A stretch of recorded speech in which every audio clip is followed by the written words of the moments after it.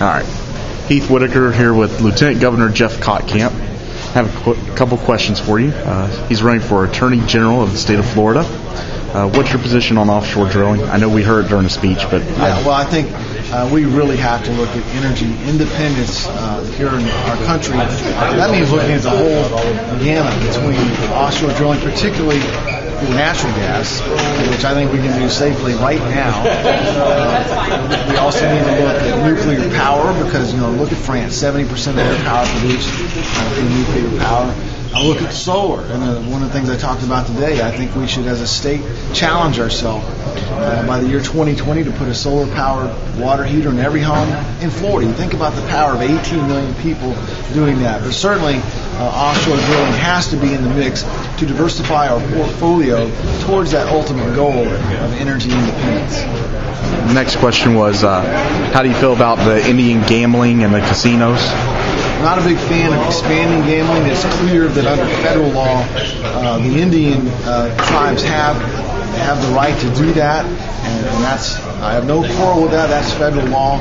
I'm not a big fan, however, of the expansion of gambling beyond the borders of the Indian tribes. Senator Kerry Baker's introduced 3 pieces of legislation. I don't know if you're aware of them, but number 1 is the 10th Amendment Memorandum. The second one is the Florida Firearms Freedom Bill, and then the next one is the Florida Healthcare Freedom Bill.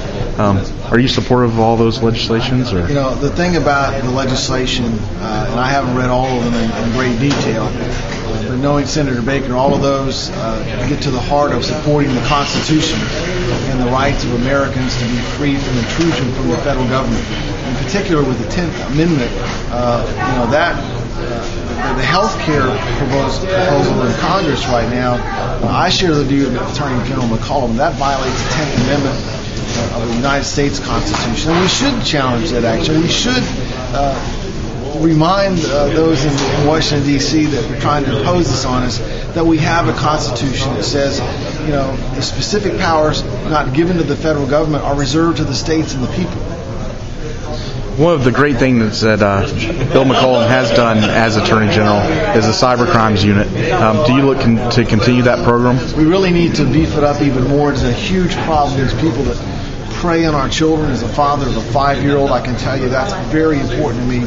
Because of budget cuts in the legislature, that unit has been severely cut back to about 16 people. We need to devote more resources into that, work closely with the sheriffs and the state attorneys around the state and the FDLE, and make sure that we have an organized plan of attack against these predators.